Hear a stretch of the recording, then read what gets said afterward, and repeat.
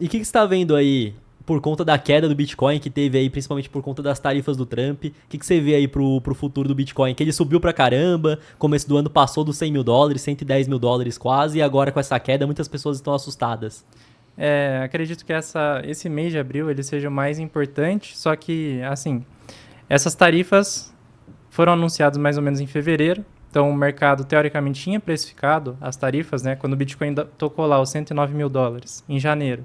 Aí veio essas tarifas em fevereiro, né? O Bitcoin já estava corrigindo um pouco.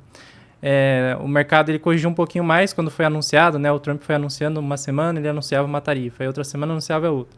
Só que, né, em abril, agora na virada do mês, ele mudou a regra do jogo. Aí, mudando a regra do jogo, a gente viu tudo derretendo, né? S&P, Nasdaq, Russell 2000 e o Bitcoin também, ele derreteu, mas, assim, proporcionalmente, igual a gente estava conversando antes, né, do podcast, com o Matheus, a queda do Bitcoin ainda não foi tão proporcional à queda do S&P 500, né? Porque o S&P estava tocando topo histórico. Ainda em fevereiro, o Bitcoin já estava corrigindo. Aí, agora na virada do mês, quando mudou a regra do jogo, agora a plaquinha não tá mostrando agora mais, né? Bugou a caiu plaquinha, tanto. foi a zero já. Já era, corram para as colinas. Mas eu acho que tá em $76 mil agora na hora do podcast, né? Então teve uma correção do topo até agora de 34% já. Teoricamente, no ciclo de alta do bull market, é uma queda esperada. Essa queda de 30%, 34%, porque ele já fez essa mesma queda ano passado, em 2024. Foi quando ele bateu em 74%, no início do ano, quase o mesmo cenário que agora, né? E foi ao longo do ano inteiro, corrigindo 9 meses mais ou menos, lateral, assim, corrigindo bem devagar. Ele tocou lá 48 mil naquele dia da Da bolsa japonesa. dos juros lá, que ia mudar os juros, aí isso afetou a bolsa derreteu, aí o Bitcoin caiu também num pânico. Mas geralmente esses períodos, essa semana, né, que a gente tá na semana de pânico, de venda, panic selling, né, da venda em pânico, costuma ser um dos melhores momentos de compra. Geralmente é nesse momento que forma fundo. Mas, se as regras do jogo mudarem de novo, aí a gente pode até ver o Bitcoin mais barato. Eu vejo que tem duas linhas de pensamento que os especialistas, as pessoas estão, né? Então uma delas é que vai ter uma recessão, vai ter uma crise muito forte. Tem gente que até compara com a Grande Depressão lá de 29.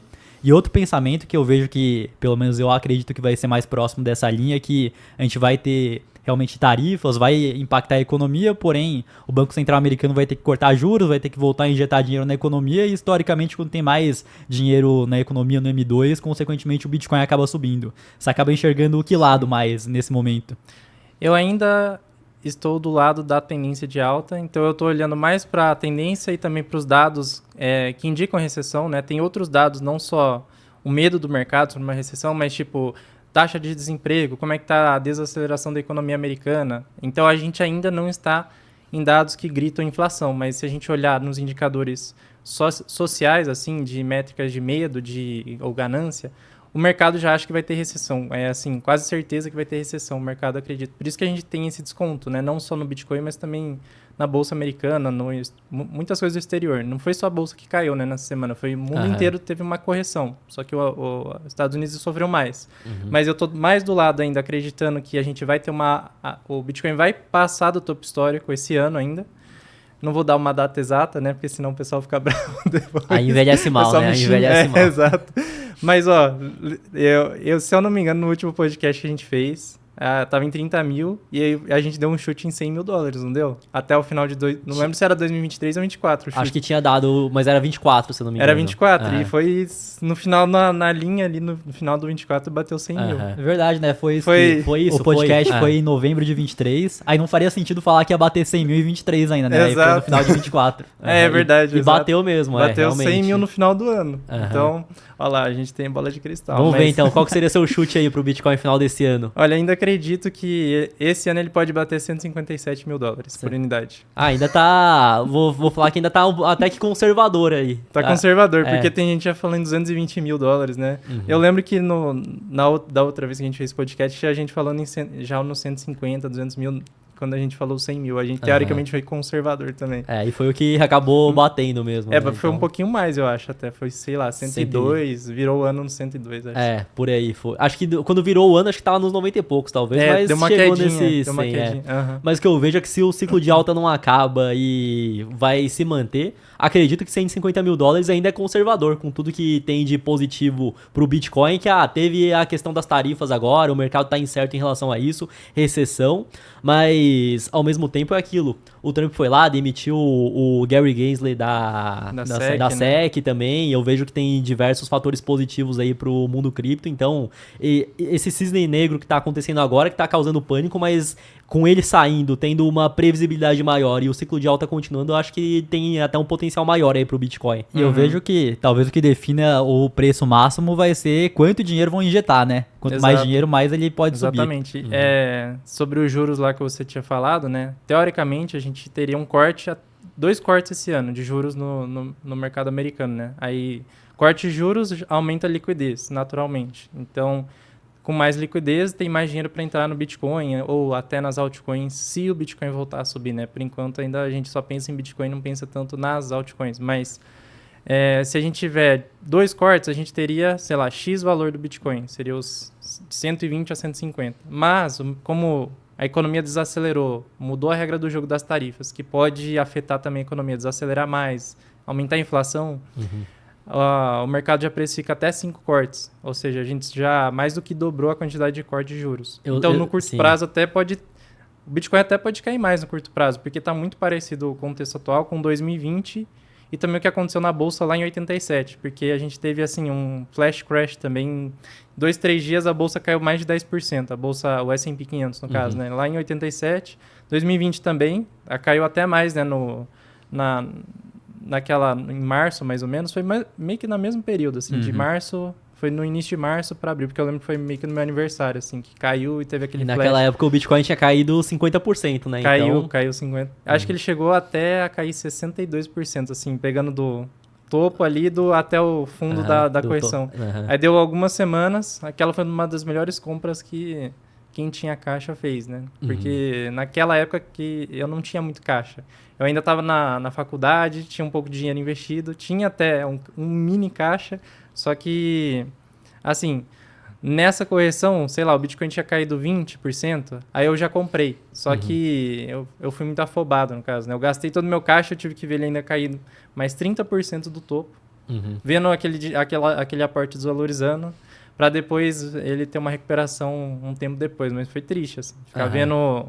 Eu virei um marinheiro no meio do mar, assim, você vai lá, não tenho mais caixa, já aportei tudo, achei que tava bom e caiu mais. Você sabe que você tem que comprar, mas você não tem o que fazer. Você tem que ficar olhando. Agora, depois desse acontecimento de 2020, aí eu aumentei bastante quanto eu tenho em caixa, assim. E não fico sem caixa. Eu gastei muito caixa agora, em março, só que eu ainda tenho um caixa lá, se ele cair abaixo de 74 mil. E hoje você tem 100% cripto? Como é que é? Cripto e dólar? Você tem algum investimento no mercado tradicional? O que você vê? Eu tinha um investimento que... Assim, um resquício de investimento de mercado tradicional lá de 2020 e 2019, quando eu... Primeiro eu comecei em Tesouro Direto, aí depois eu fui para Bolsa B3, né? Aí que eu comecei a entender mais de longo prazo, hold, etc. E depois eu fui para Bitcoin e para cripto, né? Na verdade foi um pouco antes, foi 2016 que eu comecei a investir, mais ou menos. 2017 fui para Tesouro e B3, né? Nessa fase aí, 16, 17. Aí depois em 18 eu entrei em Bitcoin, que eu comprei assim, não no topo, porque ele bateu o topo em 2017, 18, mas eu comprei assim, no 30% do bear market, ainda faltava 70%, ou seja, eu comprei caro o Bitcoin lá atrás. Aí eu levou mais de 1 ano e meio o meu dinheiro que eu aportei lá voltar no, tipo, 0 a 0, assim. Entendi. Porque eu aportei num timing errado, eu não entendia muito de análise gráfica, não entendia muito de indicador de cripto, mas foi lá que eu comecei a descobrir esse mercado, né? E hoje, né, depois dos anos, eu tô praticamente 90% em cripto, ou até um pouquinho mais. Eu tenho uma parte, assim, de reserva em Tesouro Direto mesmo, porque... Mas reserva pra de emergência viver aqui no Brasil, assim, reserva de emergência. E eu até tinha um resquício, assim, dessa época de fundo imobiliário, etc., mas eu vendi tudo, assim. Eu fiquei com preguiça de vender nos anos passados por causa do negócio de imposto, de declarar imposto. Eu só pegava no programa e falava, repetir do ano anterior. Entendi. Eu tinha isso, mas, assim, irrelevante, sabe? quase tudo está em cripto. A maior parte em Bitcoin, uma parcela está em stablecoin e eu tenho um pouco em S&P 500 também. Entendi. E você vê o Bitcoin sendo que, para quem tá começando agora no mercado de cripto, ouve Bitcoin, ouve outras criptomoedas e acham que é algo muito próximo. Você vê também que o Bitcoin é uma coisa e as outras altcoins é algo completamente diferente, ou você acha que tem alguma relação, tem algo parecido aí dentro? Não, ainda acho que as altcoins no geral são só, assim, a maioria, se não 100%, é porcaria, é um lixo completo. Você só tem que entender timing de mercado para você saber quando se expor nelas, porque aí você ganha mais Bitcoin num período específico, que agora está bem curto, está mais curto que do ciclo anterior. Tá, assim, eu fiz uma pesquisa das altcoins, faz uns 2 meses mais ou menos, assim, pegando e estudando esse ciclo de alta e comparei com o anterior, né? Nesse ciclo, assim, só 12 altcoins ganharam do Bitcoin num período de mais de 90 dias, assim. Se você compra e espera 90 dias, só 12 altcoins ganharam do Bitcoin. Agora deve estar até menos, porque de fevereiro para agora, né, as altcoins morreram e derreteram. Desde janeiro, né, elas vêm caindo.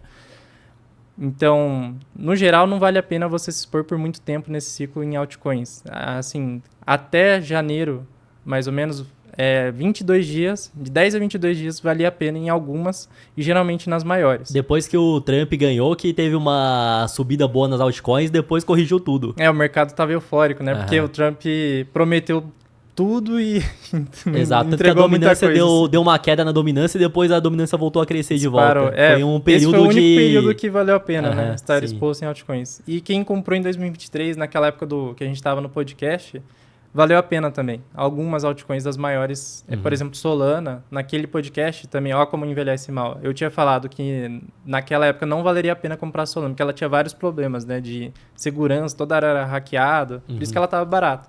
Mas de 2023 para... durante 2023, aí eu comprei Solana, mas foi depois do podcast, né? Quando foi o podcast? Foi dezembro. Novembro de 23. Então foi 24. 24 comprei Solana. Nesse período ela voltou a subir já. Mais ou menos estava em $80, ela chegou a $290 na pós do Trump. Aí tinha que sair. Eu vendi uma parte de, sei lá, 30% de Solana da carteira em janeiro, um dia antes da pós do Trump, se eu não me engano. Tava em 200, chegou a 290, mas eu vendi uns 270. 30%. Aí eu fiquei segurando. Aí em fevereiro eu vi que o negócio azedou de vez para altcoins, aí eu saí de Solana em $180. Ou seja, se você pensar no risco e retorno de onde eu entrei para onde eu saí nesses 70%, valeria mais a pena comprar só Bitcoin do que Solana. Porque o risco eu corri que você vai ter... muito maior, um retorno igual. Praticamente deu na mesma comprar Bitcoin. Exato. E para você que quer comprar criptomoedas ou investir no exterior, a parceira aqui do podcast é a Quantifury, corretora internacional 100% taxa zero. E fazendo seu primeiro investimento equivalente a $50, você ainda ganha uma recompensa em Bitcoin. É só escanear o QR Code que tá aqui na tela ou clicar no link da descrição.